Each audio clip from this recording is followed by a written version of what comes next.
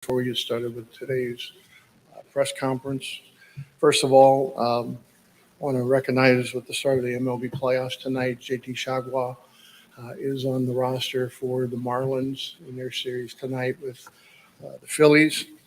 On Thursday, baseball here at Rice, we're scheduled to start fall ball. Right now, we're looking at a tentative media availability at 2:30. But with the weather, we'll have to kind of play that by ear. But the idea is we'll do have a couple players at 2:30 and then Coach Cruz at 2:45. But I'll have to give you more updates on that once we get closer and can evaluate things. Thursday night soccer hosts number 12 Memphis at 7 o'clock. Volleyball is on the road this weekend. So that kind of gives you the schedule for the week. Now we'll bring up Coach Bloomgren. We also have Rawson McNeil and Marcus Williams here to talk about the first ever meeting with UConn.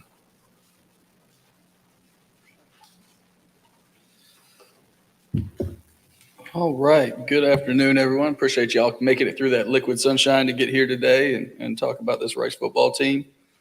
Looking back at the film from all three phases of ECU, it's exactly how we felt after the game. There was certainly not to our standard. We can play a lot better. But that's really cool, as Matt Bartlett pointed out the other night at the presser. Like, when you can not play your best and we have a big enough margin for error to still find a way to win those games, it's really nice. And it speaks to what we brought in this building. It speaks to how hard these players have worked. But it's not the way we want to live. But again, super happy that we were gritty enough to make one or two more plays than a successful ECU team last year, a great coaching staff that Mike Houston leads. So anytime you can come out with a W, you're going to feel good about it.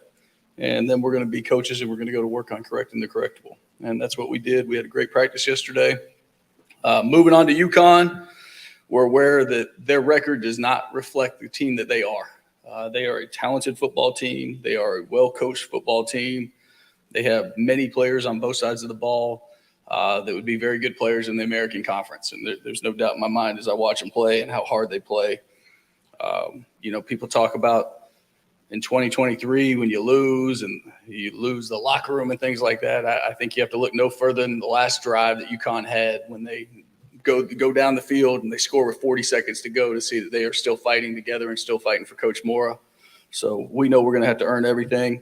Had some great games against Coach Mora's teams in the past when he was the head coach at UCLA, and I was at Stanford, and certainly he was the head coach at UCLA when they played here in 2012, played the Rice Owls in historic Rice Stadium. Coach Tuiasosopo was the quarterback coach for the UCLA Bruins in that game. So obviously some connections to Coach Mora. This game is also our salute to service game, where we're going to recognize and honor all those that served. And before I open it up for questions, one last footnote. Just want to make sure we give a shout out to Miles Adams, or Ace, as Coach Cedric Calhoun calls him, for getting his first NFL sack last night, the first of many. So with that, I'll open up for any questions. Coach, you mentioned, playing UConn, and, their record's not a reflection of, how talented they are or whatever. But you're playing a team that's out of a conference game, and, they are winless. How do you kind of avoid this being a trap game? 1-0 this week. Our process. 12 opportunities promised. I mean, you could have answered that question in my words. You know exactly what I was going to say, and it's true. It's the only way we can go about our business. Through 5 games, how's the injury situation? It seems like it's pretty good for you guys. Yeah, when you win, it helps. Everybody feels a little bit better and finds a way to go. But also when you got really tough dudes, and when you got a leader like JT that's going to find a way to make it to game day and play through the pain that he played through last Saturday, it makes everybody else think, I can handle these ouchies as well. But there's nobody that's playing substantial amounts of football that feels good in week 6 of the college football season. Everybody's body's banged up. But we are in a pretty good place. The one guy that did not practice yesterday, was not at practice yesterday, that played on Saturday is JoJo Jean, and we're not sure of his availability for this weekend at this time. Is there any player that's out for the whole year? Yes, there is. Brad Bauer is out for the year. And then have you ever, because you've coached a while in different places, have you ever been part of something where a defense had 4 4-down stops in one half? I don't know. That was so gritty, and especially when one of them's on the goal line, right? And it's it's fourth and less than the length of a football. And to get that done the way our guys did and stood up. And then again, 3 of the 4 are on 3 of their last 3 possessions, right? Because of the way the score was, they had to go for it on 4th down every time. So we knew we had to stand up. It wasn't just going to be earning this thing through 3 downs and get off the field. And, you know, so much of college football now, 4th down is the new 3rd down, and we're seeing that every week regardless of situation. But so really proud of our guys for finding a way. It's huge. Dean told us after the game, you don't really understand what JT came back from. Is he better now? And just speak to him that end of the game where he really energized the guys in that last drive. Yeah, I think he had a good understanding that he wouldn't feel great on Sunday, and I think he actually felt better than he thought he would. So that's a really good place to be. I think he's going to have a much better plan of how to attack this thing this week as we work through this with him. He's not going to be 100%, and he's already not a 4-4 guy, right? So his running opportunities are going to be limited. But, you know, as bad as he was hurting on that 3rd down at the end of the game or the 2nd down at the end of the game on our second to last drive, for him to put his foot in the ground and scramble and just try to go fight for the Owls and find a way to move the sticks just tells you the warrior mindset that kid's got. And like we talked some last night, Coach Mora, defensive coordinator, you don't see it as much these days. Speak to how his imprints on the identity of this team. Yeah, I think his imprint is everywhere in how hard they play. That's something that's always been a trademark of Coach Mora's teams, whether he's head coach in Atlanta, head coach in Seattle, or at UCLA. It's been different schemes through the years. Now he's back to his 4-down, kind of pin your ears back, a couple different pressures. And they're always going to be sound in what they do. But it's more of a pro-style defense. It's more of a pro-style offense than we've seen recently. There's going to be a lot of tight ends on the field. They're going to run some 13 personnel, and it's going to look like kind of we do at times where everybody's in a phone booth, and then they'll spread you out in 11 personnel and execute, I guess, things that look like modern college offenses as well. Well, with that being the case, Coach, what's the biggest challenge that they present to you in that offense? Well, as you know, they're on their backup quarterback at this time, and they're on a backup running back, right? But the backup running back's really, really talented, and the quarterback transferred from Penn State where he had started games. So those guys, although they weren't the day one starters for this offense, I think as you've seen them grow, I don't know that they wouldn't have been anyway, but even if the injuries hadn't occurred. So they're very talented, I guess is what I would tell you. The quarterback has the ability to keep the play alive. He's not a designed run guy. He's not that kind of guy, but he's got a great arm. Taquan Roberson. Can you talk about your offensive line? Because that defense you faced last week wasn't exactly a weak defense. That's correct. And so what we're doing really well in the offensive line room is protecting the passer and communicating things out. Because it's not just that they're good players. We're facing good players every week, and I guess that's welcome to the American, right? But some of the exotic blitzes and the blitz patterns that we're able to pick up. And when you talk protection, you always got to talk about the tight ends and the running backs too. And we know the quarterback's got to get the ball out of his hand. But the way that those units are working together is pretty good right now. I'm really proud of what those guys are able to pick up and the work that they're putting in. You got Rawson and Marcus here. Speak to their recent play, really stepping up on both sides of the ball. Yeah, Marcus's play has been coming. You know, it's something we've seen, and you know, I messed with Marcus a lot this spring of like, man, can you imagine if you can make it through a camp healthy and just mess with him? Because I knew how talented he was. He's a guy that comes from big-time high school football there in Hoover, played for a head coach I know real well, and Josh Niblett. And Josh was like, I would let him date my daughter. And it turns out he was dating his daughter. So that tells you about the character of Marcus and how Josh felt about him. But just the talent and the dependability in a guy like Marcus Williams is what I'm in love with. He plays the game the right way, he prepares the right way, and he's so consistent. Guess Marcus felt better about that.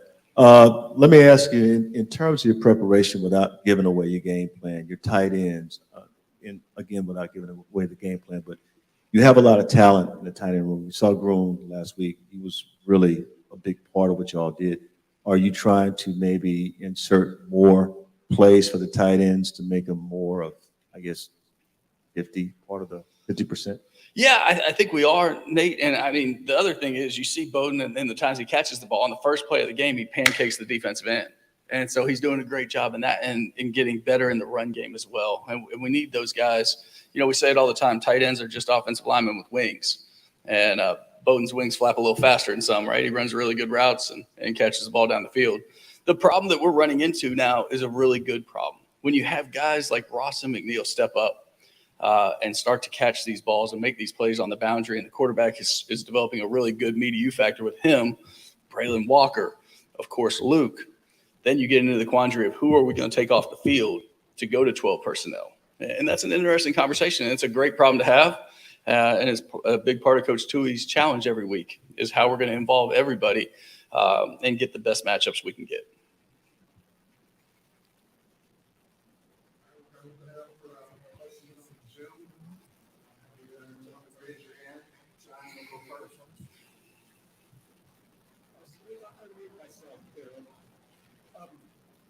Mike, JT said at the end of Saturday night that he kind of enjoyed having Chase come in because, well, Chase is faster than he is. It's kind of a joke, but is this something you guys might start accommodating? Trying to get more in, trying to that different style that comes with Chase. First off, I'm going to hang in. First off, I'm going to verify that Chase is faster than JT. Okay, that is JT is right on the money there. Because of JT's inability to practice last week, Chase took a number of reps and did really good with those reps. And I felt like he earned the right to play in this game and affect the game. We had some more passes drawn up for him, some more option plays as well that we just didn't get out of the bag. But some of the ones he ran, the first one, I think going for 28 yards, him running it naked where he does a great job, making the decision his receivers are covered, hits the B button or square button, whatever it is, and spins his way into the end zone a couple times. So, again, really productive day for Chase as a whole. And, how much more of that? I love people having to defend option football. I love having people to make sure their assignment sound, especially when it's not the main thing you do. When they got to worry about JT and how they're going to stop our passing offense, and then when we can throw option at them as well, that's pretty exciting and pretty fun for me.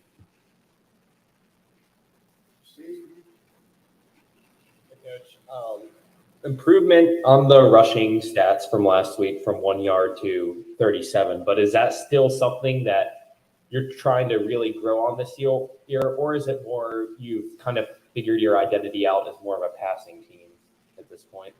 Yeah, Steve, I appreciate you finding the silver lining to that comment you asked or that question you asked. It was better. It is nowhere near the standard. It is not good enough in terms of what I've talked about is I don't need to be balanced in terms of percent of run to pass, but I do want to be able to run the ball whenever we need to run the ball. And that includes 4-minute situations. And we were not able to gain enough confidence in what we were doing to call runs like I would have wanted to in 4-minute. We were in a situation where the clock was at 3:30. We had to get another first down before we could even get into that true 4-minute mindset. And we went and threw the ball, and because I thought it gave us our best chance. And so our run game is nowhere near where it needs to be, and nowhere near where it should be. And we are working to get that corrected. But again, it is hard to take the ball out of 18's hands right now. So both parts of that answer are really true. We've got to get better, and we've certainly changed a little bit in how we're going to attack this thing and let 18 move the sticks. We still obviously want to possess the football and keep the defense off the field every chance we get, but best way to do that is first downs, and putting the ball in the box.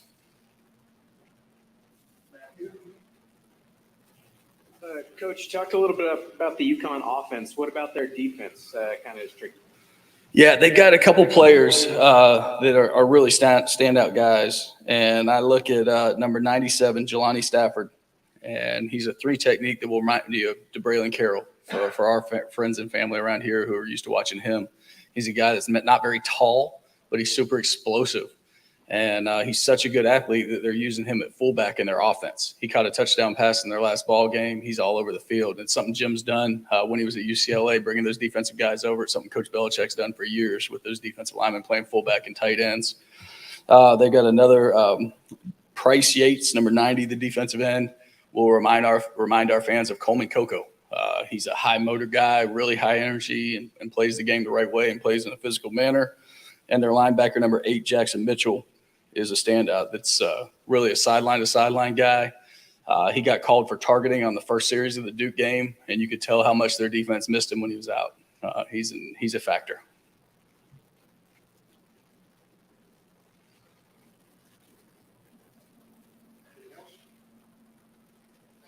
All right, thank you all. Go Owls.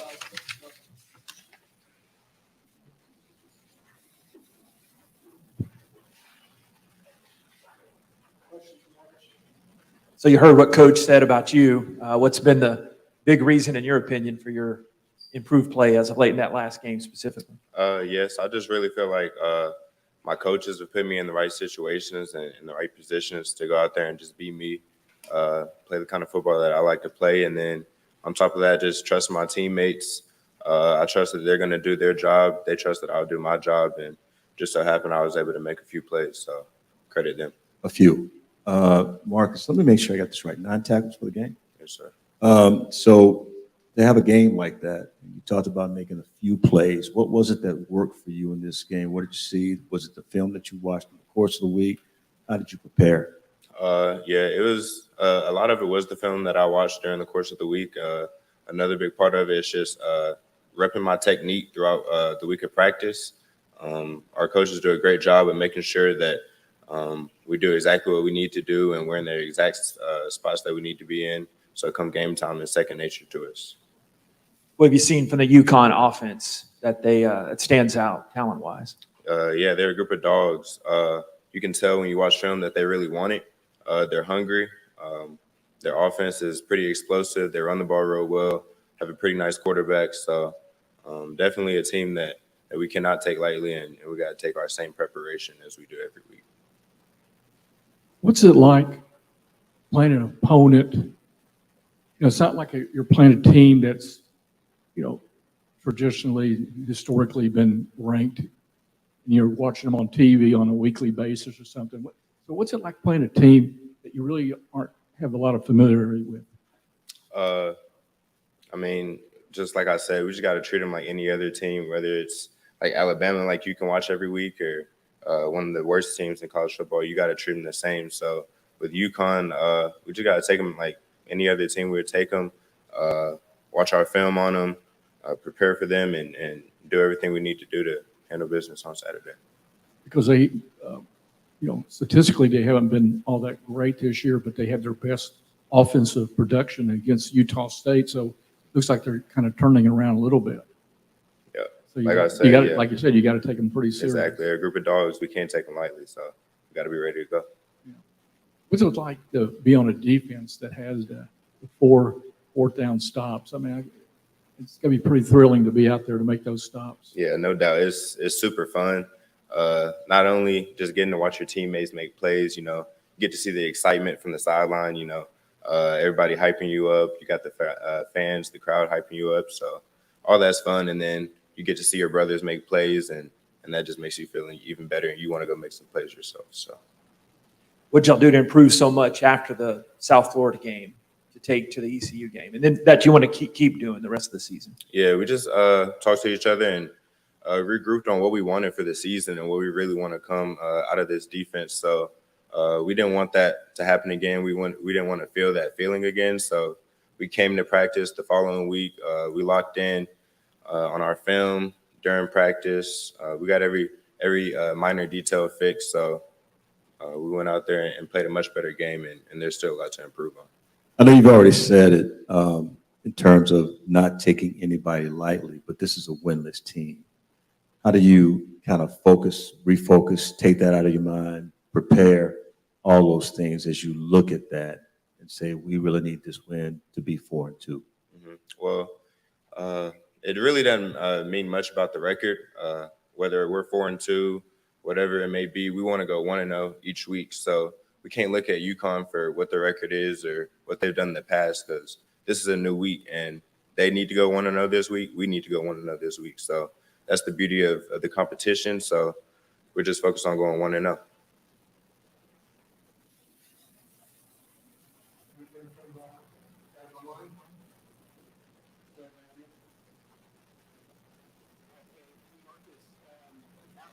Drive of the second half, y'all giving us 300 yards of offense, and then something y'all kind of turned them on and shut them down fourth quarter. How do you turn a good fourth quarter into 4 quarters like that going forward?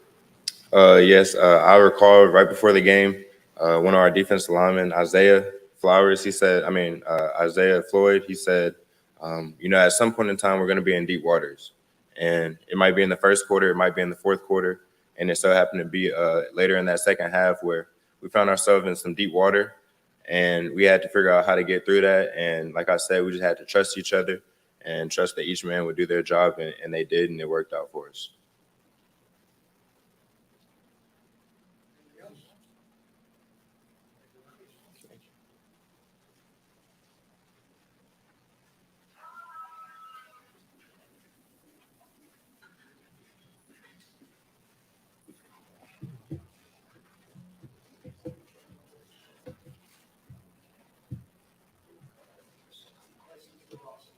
The last couple of weeks, obviously, your production has stepped up. What do you attribute that to, and how good does that feel being in the mix week in, week out? Now? Yeah, it's been nice to be able to go out there with the guys, like being out there with Braylon Walker, he's my roommate. It's just been really cool being able to be out there with everyone. And I feel like it's kind of just our offense as a whole. We're all using everyone the way that I guess are intended to be used, and everyone's kind of clicking on all cylinders right now. So I feel a lot of the success has just been attributed to kind of the scheme we go into each game with. Talk about the confidence that you have in this offense and playing with a guy like JT. It's kind of like you don't want to drop any of his passes. Yeah, as you see on a week-to-week basis, pretty much every pass is a catchable ball. So he makes our job a lot easier, and it's up to us to kind of make his job as easy as we can too. Was that an easy transition with him in the offseason, or is that something that only game reps can give you, forming that bond with JT? Yeah, I think the summer helped a lot with it. We were throwing with him every weekend. He pretty much came out there and took control immediately, kind of showed us how he wanted things to be done, and we trusted him and kind of went with that process, and it's worked out really well for us so far. So we know you used to be called Baby Roz. Yeah. Now that he's not here, are you like more mature Roz, or do you have a nickname they call you? I'm just good with Rawson. Stick to my name so far. What was your initial reaction when you heard that JT was coming to Rice? At first, I definitely had to double check it. It was something crazy, something we didn't expect. And I'm from Georgia, so I knew when he played there. But when I did find out it was real, I was really excited for the opportunity it brought to me and all the receiving corps. Early in the week, you haven't had all that chances and time to look at UConn, but what do you know about their defense and what looks like to be the biggest challenge? Yeah, I know they play a lot of quarters, and they have a really good defensive front. So I think the biggest challenge is just being able to go out there and stick to our game plan and stay within our scheme and just get done when we need to get done.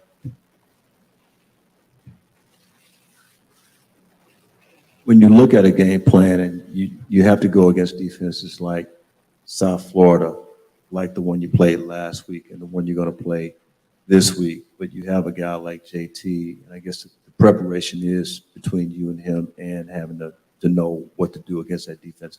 Kind of talk about that and the confidence that you have going into the week. Yeah, definitely in the past couple of weeks, we've seen a lot of man-to-man coverage with the receivers. So it's been pretty much throughout practice in the week, just building that confidence, going against people, press coverage, just getting used to it, getting used to where those balls are going to be and making those plays. So when it comes game time, it just feels like second nature.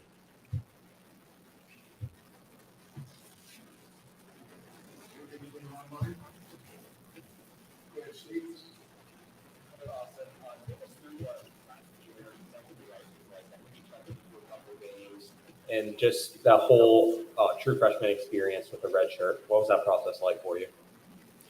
Sorry, can you repeat that again? I couldn't hear you. Take us through what the 2022 season was like from your perspective. I think this is the first time we've been able to, that you've been up here. So what was that whole 22 experience like and how you got here today? Yeah, it was definitely a cool experience being able to travel all last year, something that doesn't usually happen, and I was very thankful for that. But it taught me a lot about college football and how it is different from high school football. I mean, everyone comes out of high school expecting to be the big shot and all that, but you learn that everyone at this level can play, and it was a really humbling experience, and I feel like I learned a lot from it. Definitely got tough at some times, but I'm thankful for that entire year for sure. And just as a follow-up to that, this offseason, when you lose Roz, you lose Cedric Patterson, Isaiah Esdale, is there a realization that this could be an opportunity for a breakout season for me? And Just talk about that and how the last few weeks have gone. Yeah, for sure. Definitely seeing them leave, it's kind of a next man up mentality. I love those guys. I know Zeke was at the game last week. But yeah, it was definitely, I think all of the younger guys in the room realized that it's our time to step up and kind of take control. And you've seen that. I know Braylon's put up good numbers this year. Landon, everyone's kind of realized that the time is now and there's no kind of excuse that we're young. It's just we need to go out there and make plays. Rawson, you talked at the beginning about everyone being used in their role in this offense. Do you kind of feel like that was the biggest thing or part of it that clicked for you this year, finding where you fit in this offense? Yeah, I think part of it's definitely with me too. Coming in, I knew how the position X was played here. And I feel like over time, I've just kind of learned to adapt more on how to play that position. It's a position where they throw up 50-50 balls and you have to make it a 90-10 ball or even a 100-0 ball. It's just going out there and getting done what you're expected to get done. I mentioned some of the guys who have played X here before. Do you kind of feel like you put your own mark on the position or you're working on it? I'd say I'm working on it. I wouldn't say anything like that yet, but hopefully we're on the right path to get there.